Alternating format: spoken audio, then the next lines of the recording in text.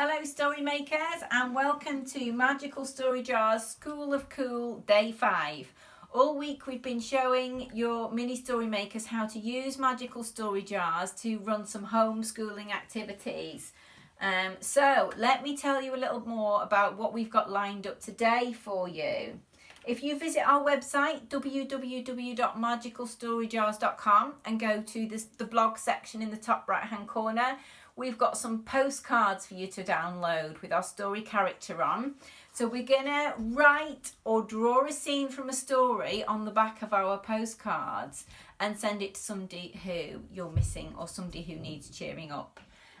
So I'm going to give you a story combination for the postcard story in a second, but first of all I just wanted to talk a little bit about creating a postcard story. So it might seem easy, it's a short story, but is what you need to do with this activity is really think about every single word that you put down. I would definitely be tempted to plan out your story if you're an older one.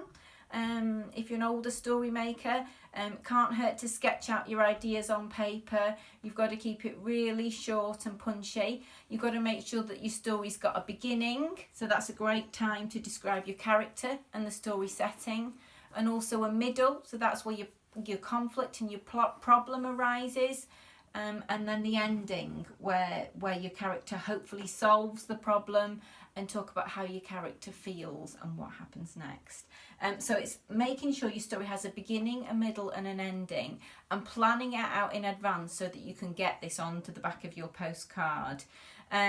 If you don't want to write your story, you could also draw an action scene from the story if art's your thing, or you're slightly younger and you might want to do an action scene with one sentence explaining your plot line and what happens. So what I will do next is I will give you your story combination. We've chosen this one from our adventure themed jar. So the main character in our story is going to be Rodney, the very shy robot. So don't forget that he's shy, because that's something that you could draw upon in the story. You could use that to maybe help your story have a moral to it. Rodney could overcome his shyness. With regards to story setting, we're going to leave that one up to you guys today. So this robot could be at the end of your garden. He could be absolutely anywhere you want him to be. The stranger, the better. So we've got Rodney. It's completely up to you whereabouts Rodney is.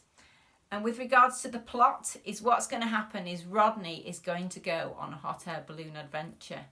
So does Rodney maybe find somebody on his adventure? Is he too shy to speak to them? Does something happen to the balloon? It's completely up to you.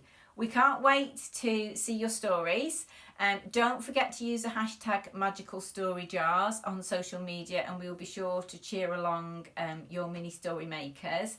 I think the main thing to say is, as always, have lots and lots of fun doing this. If you want to, you could even break it up into 2 sessions of homeschooling. You could have a session planning your story and talking about possible plot lines, and then you could have another session where you actually write out the postcards. Feel free to send them off to somebody who needs a smile putting on their face.